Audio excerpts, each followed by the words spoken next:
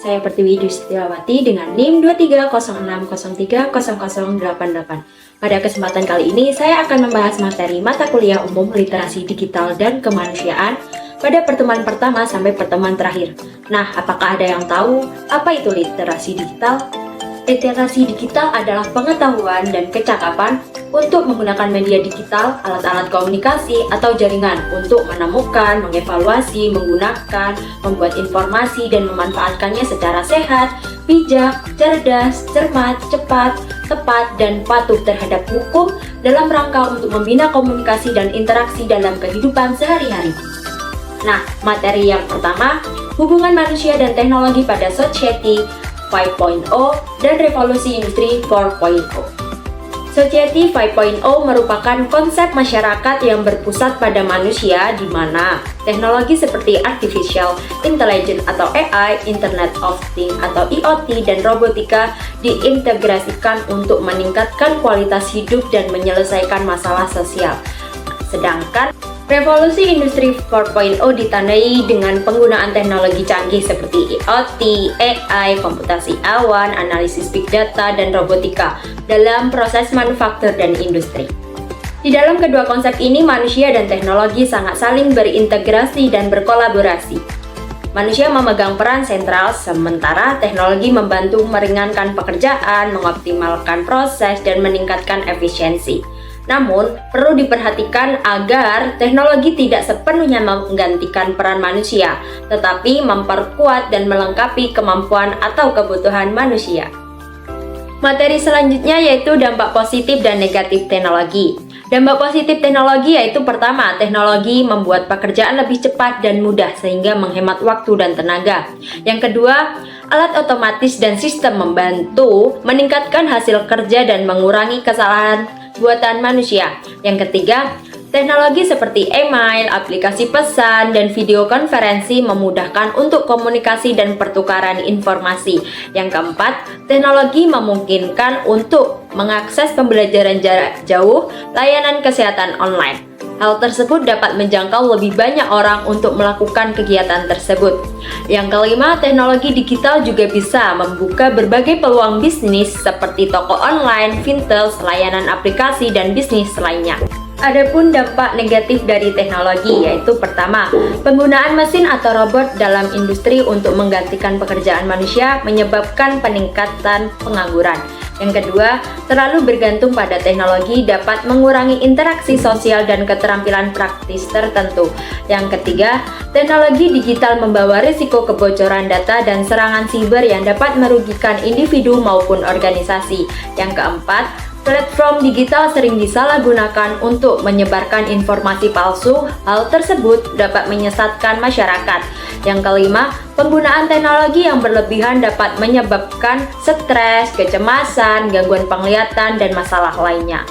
Materi selanjutnya yaitu pemahaman IoT dan Big Data. IoT atau Internet of Things yaitu merujuk pada jaringan perangkat fisik yang dilengkapi dengan sensor, perangkat lunak, dan teknologi untuk terhubung dan bertukar data melalui internet dengan interaksi otomatis. Contohnya kendaraan yang terhubung, peralatan industri yang terhubung, perangkat rumah pintar, dan lain-lain. Sedangkan Big Data adalah kumpulan data dalam jumlah besar yang terus berkembang dengan cepat dari berbagai sumber, seperti media sosial, transaksi online, sensor, dan perangkat IoT. Nah, data ini dianalisis dengan teknik khusus untuk menemukan pola, tren, dan wawasan baru.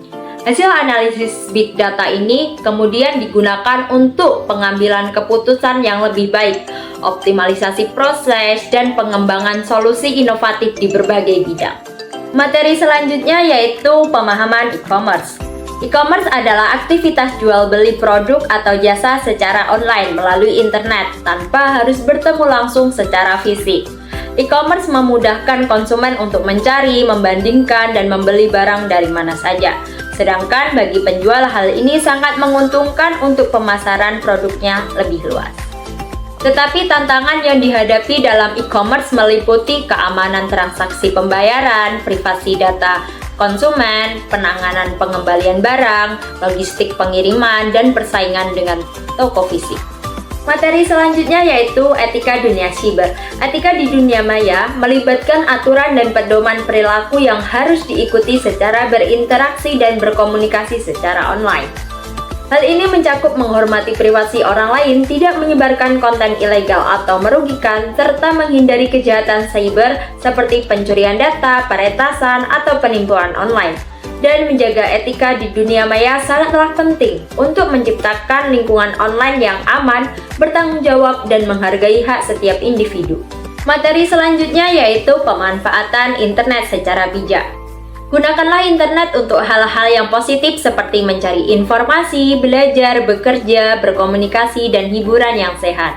Nah, perlu untuk menghindari aktivitas ilegal seperti mengunduh konten bajakan atau menyebarkan konten berbahaya dan negatif. Dan perlu jaga privasi dan keamanan data pribadi dengan tidak membagikan informasi sensitif secara sembarangan dan gunakanlah media sosial dengan bijak. Hindari kecanduan dan hindari memposting konten yang dapat menyinggung orang lain. Materi selanjutnya yaitu media dan hoaks. Informasi palsu atau hoaks sering menyebar melalui media sosial dan internet yang dapat menimbulkan kepanikan, perpecahan, dan kerugian bagi masyarakat. Maka, penting untuk meningkatkan literasi media yaitu kemampuan memahami, mengakses, menganalisis, dan mengevaluasi konten media dengan kritis. Selalu verifikasi sumber informasi, periksa kebenaran data, dan hindari menyebarkan informasi yang belum jelas kebenarannya. Materi selanjutnya yaitu Undang-Undang Nomor 8 Tahun 2011 tentang ITE. Undang-undang ini mengatur penggunaan teknologi informasi di Indonesia agar berkembang dengan baik dan aman. Beberapa tindakan yang diatur yaitu pertama, penyebaran informasi atau konten ilegal, kedua, pencemaran nama baik atau penghinaan, ketiga, pemerasan dan pengancaman, keempat, penipuan atau penggelapan, dan akses ilegal atau peretasan. Nah, dalam pelanggaran UU ITE dapat dikenai sanksi berupa pidana penjara atau denda. Dan salah satu pasal yang sering disalahgunakan adalah pasal 28 ayat 1 yang mengatur tentang penyebaran informasi bohong atau menyesatkan. Materi terakhir yaitu dampak dunia online dalam kehidupan sehari-hari. Dalam kehidupan sehari-hari, dunia online memiliki dampak negatif maupun positif. Tetapi kita harus bijak dalam menggunakan teknologi, harus tetap waspada terhadap resiko, dan selalu tetap aktif dalam interaksi sosial secara langsung untuk memastikan kesejahteraan mental dan emosional yang seimbang. Nah, sekian materi yang dapat saya sampaikan, semoga bermanfaat dan bisa diterapkan dengan sebaik-baiknya. Terima kasih and see you, goodbye!